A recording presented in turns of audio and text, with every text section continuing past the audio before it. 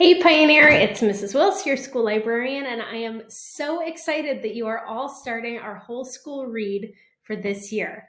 And I hope you're really excited about the book that we're going to be reading. I know that I am. I've actually read it before, but it's one of my favorites. So we are reading The One and Only Ivan, which is by Katherine Applegate, and I am going to start with our first set of reading today.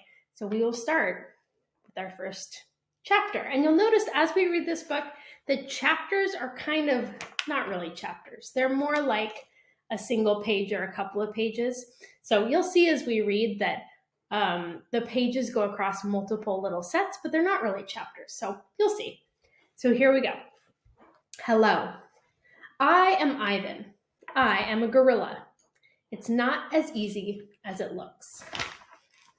Names. People call me the freeway gorilla, the ape at exit 8, the one and only Ivan, mighty silverback. The names are mine, but they're not me.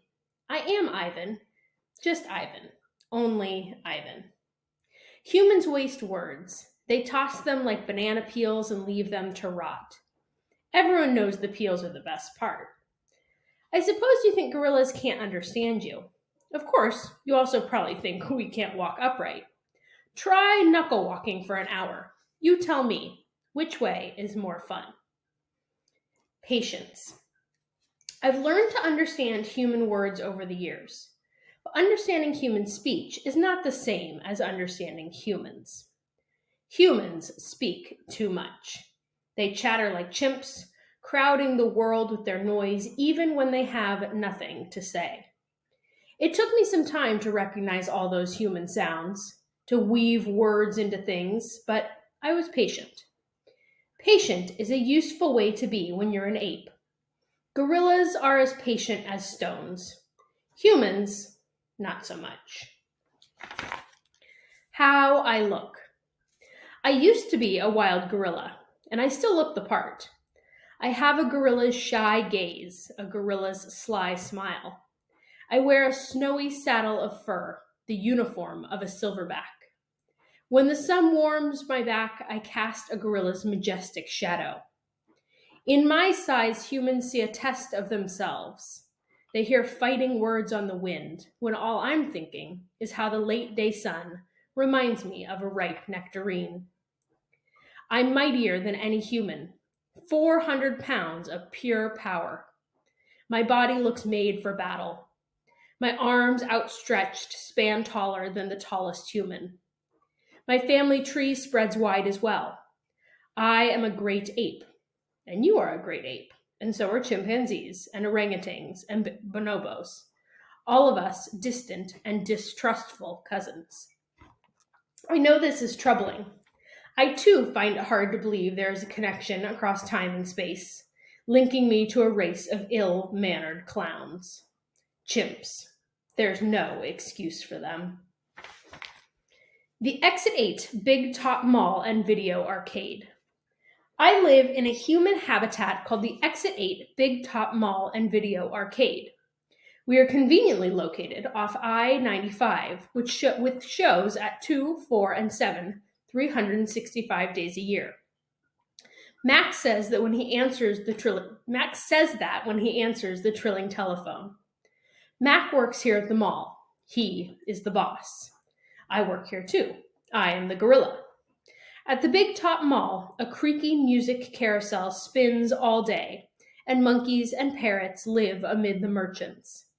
In the middle of the mall is a ring with benches where humans can sit on their rumps while they eat soft pretzels. The floor is covered with sawdust made of dead trees. My domain is at one end of the ring.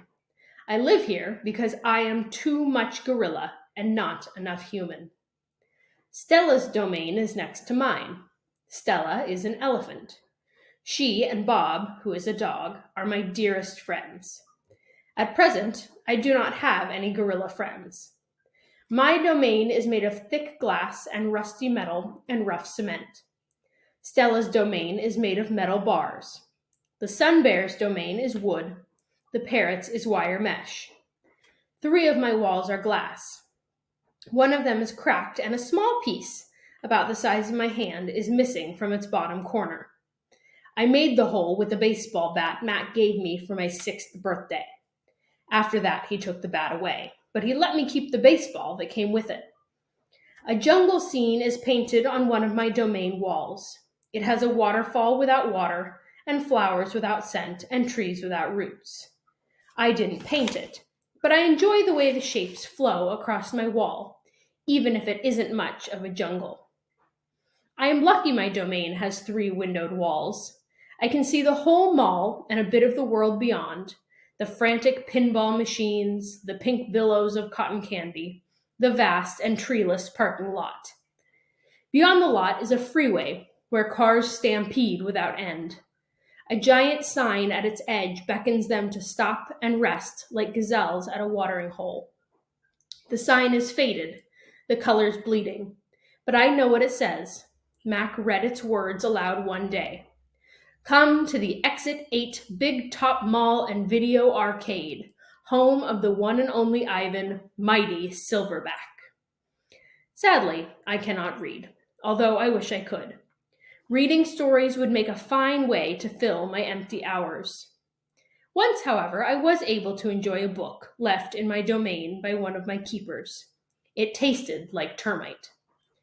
The freeway billboard has a drawing of Mac in his clown clothes, and Stella on her hind legs, and an angry animal with fierce eyes and unkempt hair. The animal is supposed to be me, but the artist made a mistake. I am never angry. Anger is precious. A silverback uses anger to maintain order and warn his troop of danger. When my father beat his chest, it was to say, beware, listen, I am in charge. I am angry to protect you, because that is what I was born to do. Here in my domain, there is no one to protect. The littlest big top on earth.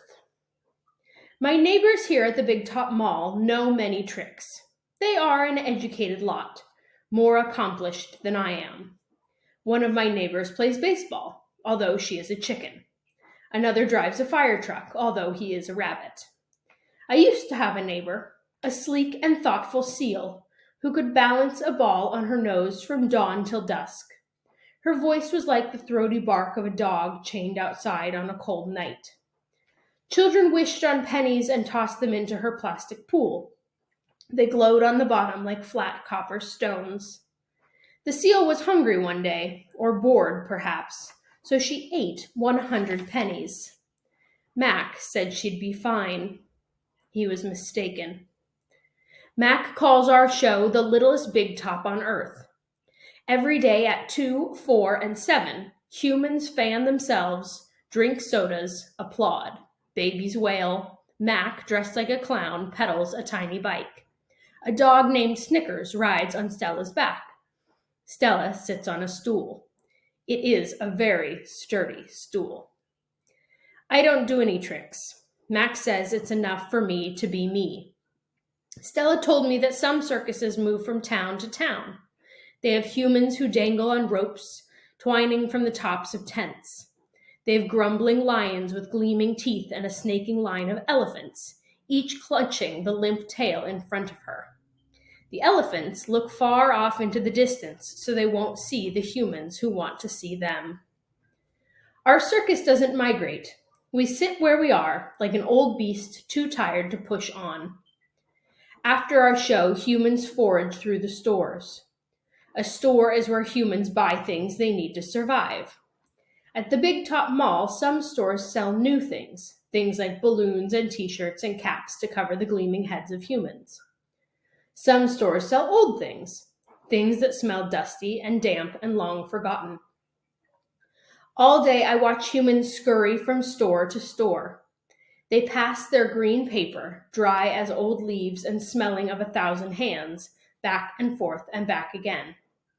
They hunt frantically, stalking, pushing, grumbling, then they leave, clutching bags filled with things, bright things, soft things, big things, but no matter how full the bags, they always come back for more. Humans are clever indeed. They spin pink clouds you can eat. They build domains with flat waterfalls, but they are lousy hunters. Gone. Some animals live privately, unwatched, but that is not my life. My life is flashing lights and pointing fingers and uninvited visitors. Inches away, humans flatten their little hands against the wall of glass that separates us. The glass says you are this and we are that, and that is how it will always be. Humans leave their fingerprints behind, sticky with candy, slick with sweat. Each night a weary man comes to wipe them away. Sometimes I press my nose against the glass. My nose print, like your fingerprint, is the first and last and only one. The man wipes the glass, and then I am gone. Artists. Here in my domain, I do not have much to do. You can only throw so many meatballs at humans before you get bored. A meatball is made by rolling up dung until it's the size of a small apple, then letting it dry. I always keep a few on hand. For some reason, my visitors never seem to carry any. In my domain, I have a tire swing, a baseball, a tiny plastic pool filled with dirty water, and even an old TV. I have a stuffed toy gorilla, too. Julia, the daughter of the weary man who cleans the mall each night, gave it to me. The gorilla has empty eyes and floppy limbs, but I sleep with it every night. I call it Not Tag. Tag was my twin sister's name. Julia is 10 years old. She has hair like black glass and a wide half-moon smile. She and I have a lot in common. We are both great apes, and we are both artists. It was Julia who gave me my first crayon, a stubby blue one slipped through the broken spot in my glass along with a folded piece of paper. I knew what to do with it. I'd watched Julia draw. When I dragged the crayon across the paper, it left a trail in its wake like a slithering blue snake. Julia's drawings are wild with color and movement. She draws things that aren't real, clouds that smile and cars that swim. She draws until her crayons break and her paper rips. Her pictures are like pieces of a dream. I can't draw dreamy pictures. I never remember my dreams, although I sometimes awaken with my fists clenched and my heart hammering. My drawings seem pale and timid next to Julia's. She draws the ideas in her head. I draw the things in my cage. Simple items that fill my days. An apple core, a banana peel, a candy wrapper. I often eat my subjects before I draw them. But even though I draw the same things over and over again, I never get bored with my art. When I'm drawing, that's all I can think about. I don't think about where I am, about yesterday or tomorrow. I just move my crayons across the paper. Humans don't always seem to recognize what I've drawn. They squint, cock their heads, murmur. I'll draw a banana, a perfectly lovely banana, and they'll say, "It's a yellow airplane," or "It's a duck without wings." That's all right. I'm not drawing for them. I'm drawing for me. Max soon realized that people will pay for a picture made by a gorilla, even if they don't know what it is. Now I draw every day. My works sell for $20 a piece, $25 with frame, at the gift shop near my domain. If I get tired and need a break, I eat my crayons. Shapes in clouds. I think I've always been an artist. Even as a baby, still clinging to my mother, I had an artist's eye. I saw shapes in the clouds and sculptures in the tumbled stones at the bottom of a stream. I grabbed at colors, the crimson flower just out of reach, the ebony bird streaking past. I don't remember much about my early life, but I do remember this. Whenever I got the chance, I would dip my fingers into cool mud and use my mother's back for a canvas. She was a patient soul, my mother. Imagination. Someday I hope I can draw the way Julia draws, imagining worlds that don't yet exist. I know what most humans think.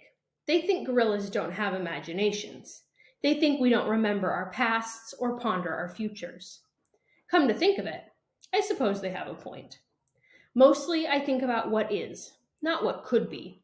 I've learned not to get my hopes up. All right, my friends, so that is our reading for today. I will see you back here tomorrow and we will keep on reading the one and only Ivan. See you soon.